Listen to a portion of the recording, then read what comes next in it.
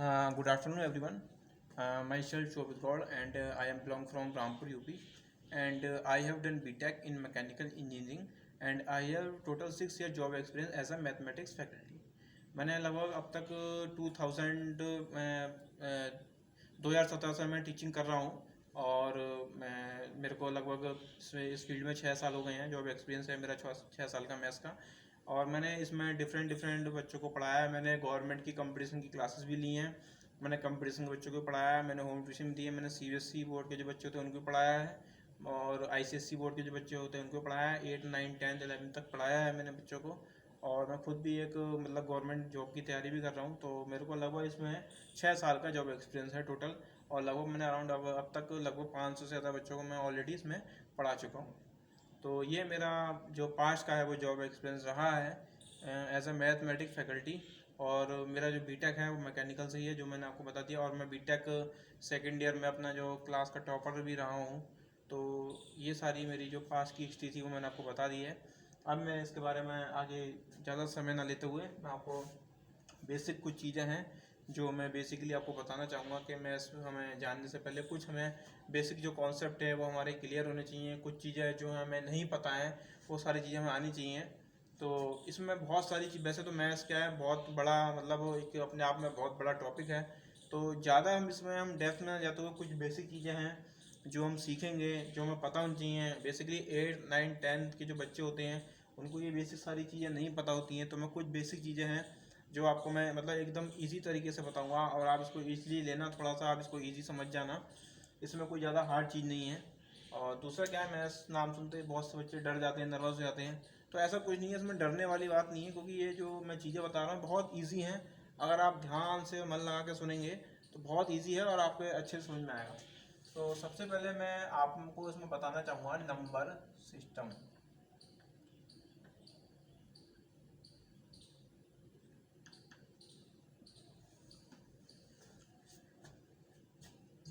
देखिए, number system, number यानी कि संख्या और सिस्टम यानी कि पद्धति। संख्या पद्धति, वैसे तो हम इसको हिंदी में इसका अनुवाद हिंदी में बोलते हैं। तो ये होती क्या है, सारी चीज़ें इसी से निकल के आती हैं। सबसे पहले हमें ये आना चाहिए, ये अगर हमें नहीं आता तो हमें मतलब समझ जाना चाहिए कुछ नहीं आता। वैसा मैं क्यों बोल रहा हूँ, बहुत से बच्चों को मेरी बात का बुरा भी लगेगा। मैं इसलिए बोल रहा हूँ क्योंकि नंबर सिस्टम हमें पता होना बहुत ही ज़रूरी है, क्योंकि 8th क्लास में भी हमको सिखाया जाता है और 9th में भी हमको ये सिखाया जाता है। तो ये हमारा बेसिक कॉन्सेप्ट है, ये हमको आना ही चाहिए। नंबर सिस्टम क्या होता है, कैसे इसको डिफाइन करते हैं, आइए इसके बारे में थोड़ा सा जानते हैं। सबसे पहले आता है इसमें नेचुरल नंबर।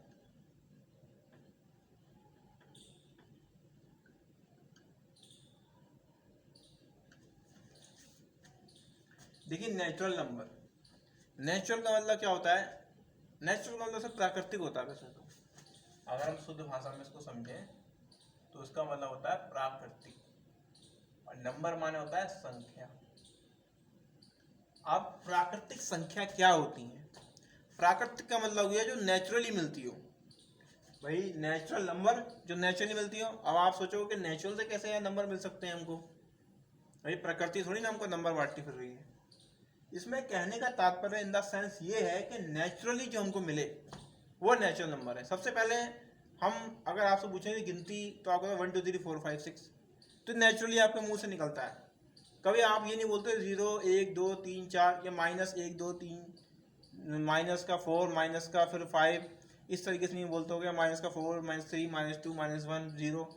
आप इस तरीके से नहीं बोलते, जो नेचुरली आपके निकलता है मुंह से तो वो नेचुरल नंबर है। ठीक है, यानी कि जो आपके मतलब बाद में अगर आए नंबर भी बहुत सारे आए, लेकिन पहले जो नंबर आए वो आए 1 2 3 4 5 6 7 8 9। तो ये नंबर आए हमारे, ये नेचुरली हमको मिल गए। लेकिन मैंने देखा कि यार 1 2 3 4 5 6 7 8 गिनती तो यहीं आके रुक गई, लेकिन नंबर तो बहुत सारे हैं। अब क्या किया जाए कि इनसे मिलके ही सारे नंबर तो नहीं बन सकते। तो बाद में आया शून्य। जिसको कहा गया होल नंबर। होल नंबर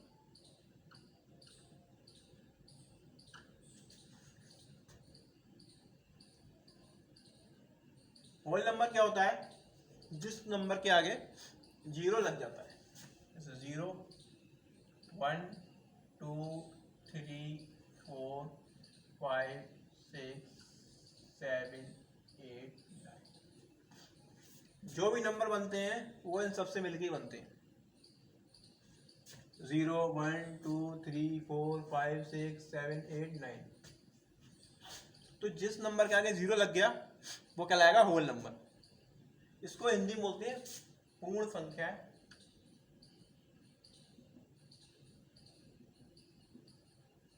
क्योंकि पूर्ण संख्या है इसलिए बोलते हैं बिकॉज क्योंकि जीरो के आने से संख्या हमारी पूरी हो गई, यानी कि कंप्लीट हो गई, इसलिए इसको कहा गया होल नंबर। अब इसके आगे चलते हैं, लेकिन बात इतने से भी नहीं बनी।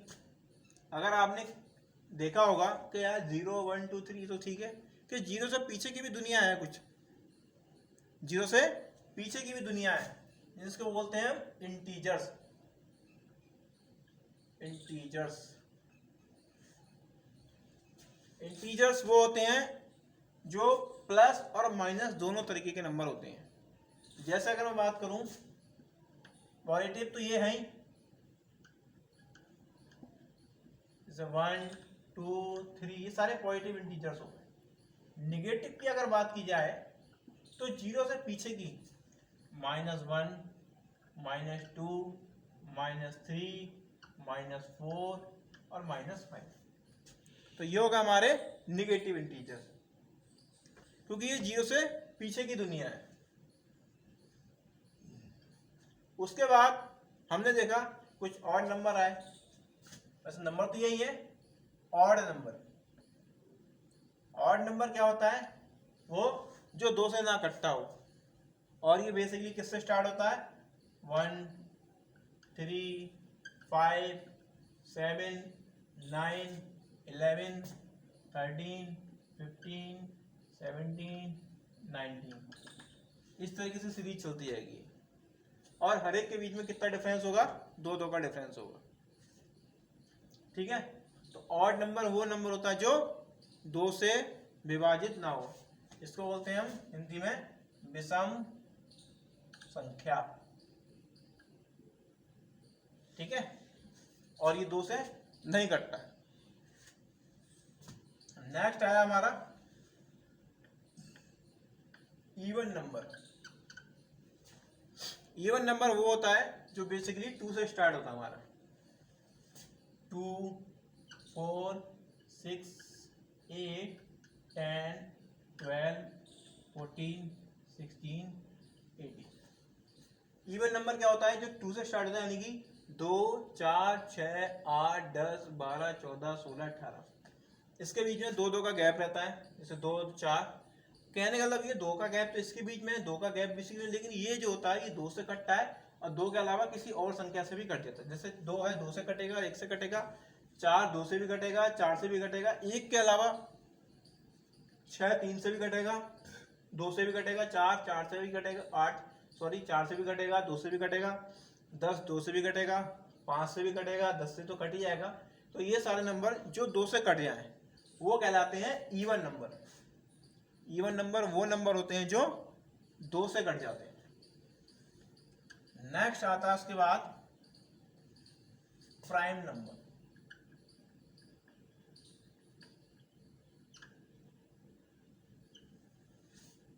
प्राइम नंबर क्या होता है?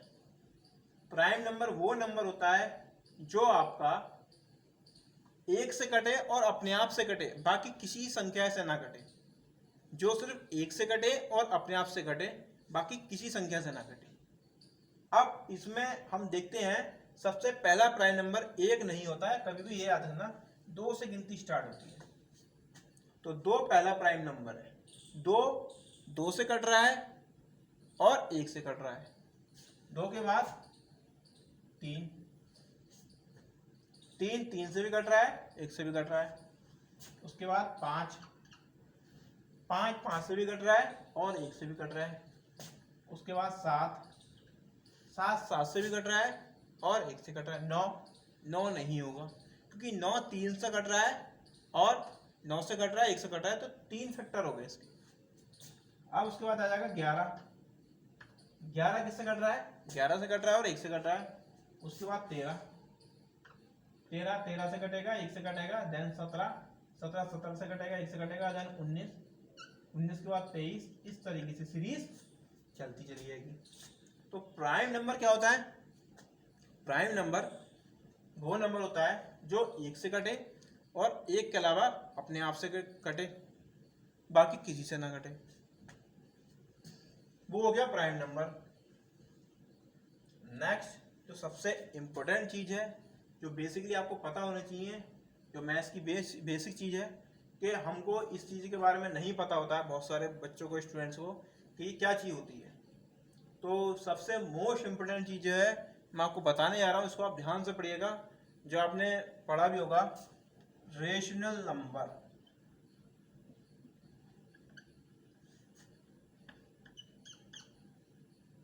रेशनल नंबर, देखिए नाम से पता चल रहा है रेशनल नंबर, यानी कि वो नंबर जिसको हम रेशियो, रेशियो यानी कि अनुपात, अनुपात, ठीक है, अनुपात के रूप में लिख सकते हो।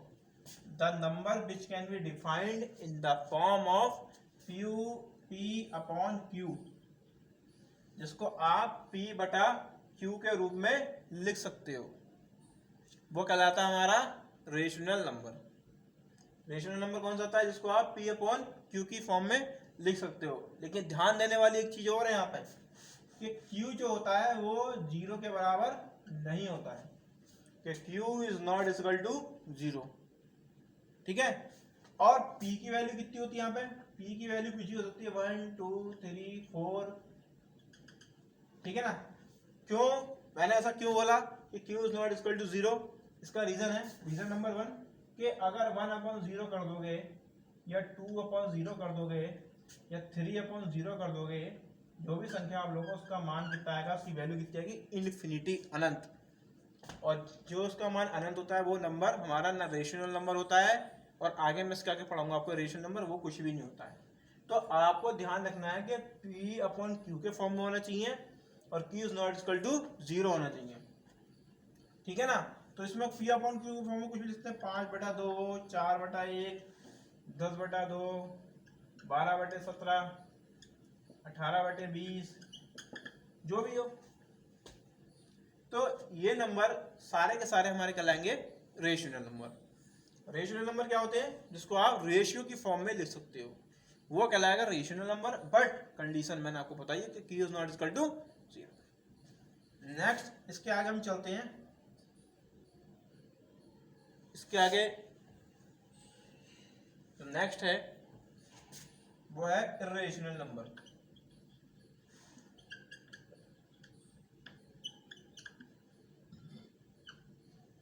इर्रेशनल नंबर, अब इर्रेशनल नंबर क्या होता है? इर्रेशनल यानी कि जिसको रेशियो की फॉर्म में ना लिखा जाए, यानी कि आप जिसको P अपॉन Q की फॉर्म में नहीं लिख सकते, इसको आप P अपॉन Q की फॉर्म में नहीं लिख सकते। और इसमें भी कंडीशन सेम वही है कि Q का जो मान है वो 0 के बराबर नहीं होना चाहिए, Q का जो मान है वो 0 के बराबर नहीं होना चाहिए। क्यों नहीं होना चाहिए? मैंने क्यों बोला ऐसा? क्योंकि अगर Q इज इक्वल टू 0 हो गया तो वही कंडीशन हो जाएगी इन्फिनिटी वाली, और वो कंडीशन हमें चाहिए नहीं किसी भी कंडीशन में। तो इसको भी आप मतलब ध्यान पूर्वक समझें कि Q is not equal to 0, because कि Q इक्वल टू 0 हो गया तो एक अनंत अनुपात, सॉरी एक अनंत या उसके इन्फिनिटी के फॉर्म में आ जाएगा। लेकिन इसमें आपको एक चीज ध्यान रखनी है कि इर्रेशनल नंबर कौन कौन से होते हैं? बेसिकली √2, √5, √7, √11, √13, 15 और 17। √2 क्यों बोला मैंने? और √2 इसलिए बोला क्योंकि √2 का मान जो होता है वो लगभग कितना होता है? 1.414 कुछ होता है। उसके बाद √3 का मान कितना होता है? √3 का मान 1.7321 कुछ होता है। तो ये जो क्या है, फिक्स नहीं है, ये फिक्स नहीं है। इसको आप फ्रैक्शन की फॉर्म में नहीं लिख सकते, ना ही इसको फ्रैक्शन के फॉर्म में लिख सकते। अब जैसे अगर मैं बात करूं पाई की, तो पाई का मान जैसे हम बोलते हैं कि 3.14 होता है, बट 3.14 होता है क्या? नहीं होता पाई का मान। क्यों नहीं होता 3.14? क्योंकि अगर पाई का मान 3.14 ये पूरा नहीं होता है, ये क्या है, इसके जो मान है वो चलता रहता है, कंटिन्यू चलता रहता है। तो ये जो होता है पाई एक तरीके का सबसे बड़ा बेस्ट एग्जांपल है कि पाई जो है आपका वो इर्रेशनल नंबर है। पाई जो है हमारा इर्रेशनल नंबर है। लेकिन 22/7 22/7 ये हमारा रेशनल नंबर है। क्यों? क्योंकि आप इससे डिवाइड हो गए 3.14 आएगा, ये इतना ही रहेगा। इसको पाई के जो मान है वो 3.1458 करके कोई जो भी इसमें लास्ट तक चलता जाता है वो हमारा इरेशनल नंबर होता है। लेकिन 22/7 जो होता है हमारा वो रेशनल नंबर होता है, और पाई जो है वो इरेशनल नंबर होता है। ये चीजें हैं जो बहुत ज्यादा कंफ्यूज करती हैं हमको, ठीक है ना। तो जो संख्या बार बार एक तरीके से रिपीट, मतलब जो कंटिन्यूसली कुछ ना कुछ चलता रहे, जो रिपीट ना हो, जैसे अगर सपोज करो ऐसा कुछ नंबर चल रहा है हमारा 2.81457238 जो भी चल रहा है, तो वो हमारा एक तरीके का रेशनल नंबर है। लेकिन जिसके ऊपर बार लग गए रुक गया वो हमारा रेशनल नंबर है। रेशनल नंबर और इर्रेशनल नंबर, इसको आप ध्यान से समझना। लास्ट है रेशनल नंबर और इर्रेशनल नंबर से मिलकर बनता हमारा रियल नंबर। रियल यानी कि वास्तविक संख्या है, वो नंबर जो रेशनल और इर्रेशनल दोनों से मिलकर प्राप्त होता हो वो कहलाता हमारा रियल नंबर।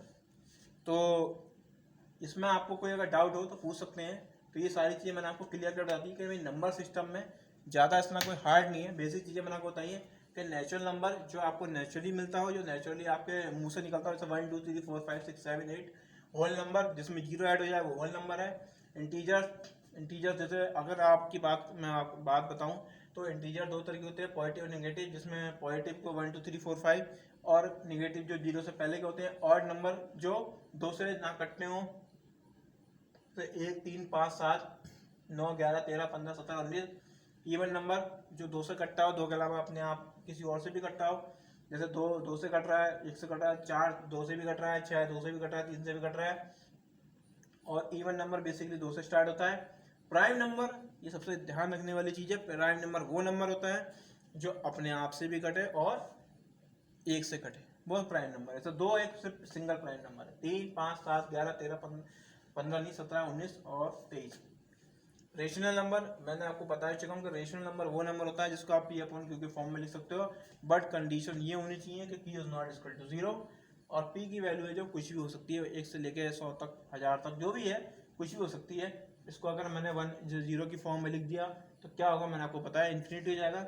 इरेशनल नंबर जिसको आप P/Q के फॉर्म में ना लिख सको, Q is not equal to 0, same condition इसमें ही है। और इसमें जो वैल्यू होती है, और जैसे मैंने बताया कि √2 √3, क्योंकि ये जो मान होते हैं ये क्या फिक्स नहीं होते, कंटिन्यूसली चलते जाते हैं। तो मतलब जिसके आगे बार लगा रहता है तो उसका मान कि हाँ ये बार बार रिपीट हो रहा है, तो उसके रेशियो के फॉर्म में लिख सकते हो आप, ठीक है ना। जैसे मैंने बताया पाई का मान 3.14 है, तो पाई एक रेशनल नंबर नहीं है, लेकिन 22/7 एक रेशनल नंबर है, क्योंकि पाई का मान 3.14 एग्जैक्ट नहीं है, ये आपने मान के लिख दिया है। रियल नंबर वो नंबर होता है जो रेशनल नंबर और इरेशनल नंबर दोनों से मिलकर प्राप्त होता है। Thank you for watching video, thank you so much.